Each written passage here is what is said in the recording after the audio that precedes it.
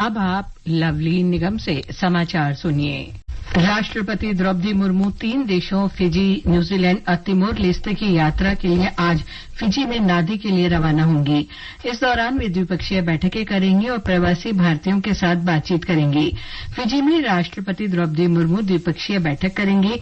वो फिजी की संसद को संबोधित करेंगी। न्यूजीलैंड में श्रीमती मुर्मू द्विपक्षीय बैठकें करेंगी और वेलिंगटन में एक अंतर्राष्ट्रीय शिक्षा सम्मेलन को संबोधित करेंगी। वो आयरलैंड में भारतीय प्रवासियों के साथ भी बातचीत करेंगी। श्रीमती मुर्मू की 3 देशों की यात्रा से भारत की एक्ट ईस्ट नीति को और गति मिलने और दक्षिण पूर्व एशिया तथा प्रशांत क्षेत्र पर भारत के विशेष फोकस की पुष्टि होने की उम्मीद है। गृह मंत्री अमित शाह ने चंडीगढ़ के मनीमाजरा में 24 घंटे जलापूर्ति की प्रायोगिक परियोजना का उद्घाटन किया। श्री शाह ने कहा कि इस परियोजना से मनीमाजरा के लगभग 1 लाख लोगों को लाभ होगा।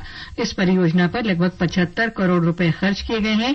श्री शाह ने बताया कि इस परियोजना का उद्देश्य 24 घंटे तेज जलापूर्ति के माध्यम से पानी को बर्बाद होने से बचाना है। गृह राज्य मंत्री नित्यानंद राय ने कहा कि बजट में ऐसे कई वित्तीय प्रावधान किए गए हैं जो बिहार के विकास की गति बढ़ाएंगे। पटना में श्री राय ने कहा कि बाढ़ से राहत के लिए 11,500 करोड़ रुपए आवंटित किए गए हैं। ये आवंटन प्रत्येक वर्ष उत्तरी बिहार में बाढ़ से होने वाली क्षति के लिए सहायक होगा। केंद्र ने बिहार के लिए 15,000 करोड़ रुपए तक की ब्याज मुक्त ऋण की मंजूरी दी है। उन्होंने कहा कि प्रधानमंत्री नरेंद्र मोदी के नेतृत्व में राष्ट्रीय जनतांत्रिक गठबंधन एनडीए सरकार के दौरान कर हस्तांतरण में बिहार की हिस्सेदारी 107% तक बढ़ चुकी है। रक्षा प्रमुख जनरल अनिल चौहान कल नई दिल्ली में तीनों सेनाओं के उच्च स्तरीय वित्तीय सम्मेलन की अध्यक्षता करेंगे। सम्मेलन का उद्देश्य सशस्त्र बलों के वित्तीय मुद्दों में तालमेल और एकजुटता को बढ़ावा देना है। सम्मेलन में रक्षा मंत्रालय के वरिष्ठ अधिकारी और रक्षा महालेखा परीक्षक शामिल होंगे। सम्मेलन में रक्षा वित्त में विभिन्न हितधारकों के दृष्टिकोण के विभिन्न पहलुओं की समझ पर चर्चा होगी। मध्य प्रदेश के सागर जिले में एक मंदिर की दीवार ढहने से 9 बच्चों की मृत्यु हो गई और कई घायल हो गए। घायल बच्चों को अस्पताल में भर्ती कराया गया है। मुख्यमंत्री मोहन यादव ने इस दुर्घटना पर शोक व्यक्त किया है। उन्होंने प्रत्येक मृतक के परिवार को 4-4 लाख रुपए की अनुग्रह राशि देने की घोषणा की है।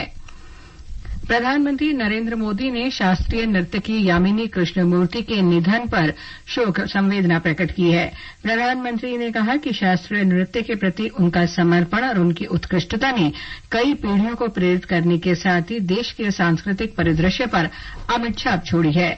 पद्म विभूषण से सम्मानित डॉक्टर कृष्णमूर्ति का कल 84 वर्ष की उम्र में आयु संबंधी रोगों के कारण निधन हो गया था।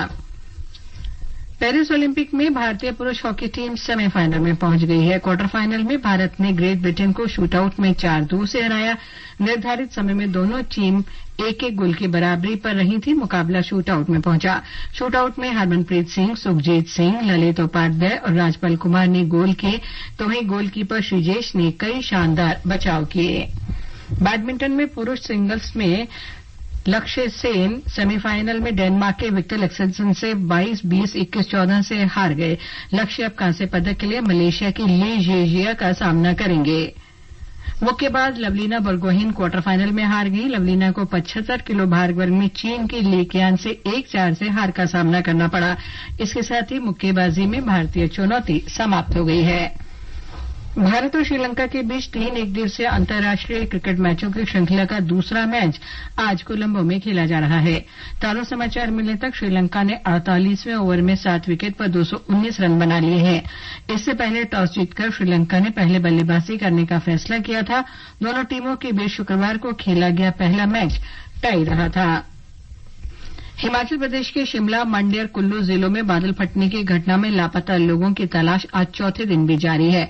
44 लोग अब भी लापता हैं। इनमें से 36 लापता लोग शिमला जिले के रामपुर के समेज इलाके के हैं। इसके साथ ही ये समाचार बुलेटिन समाप्त हुआ।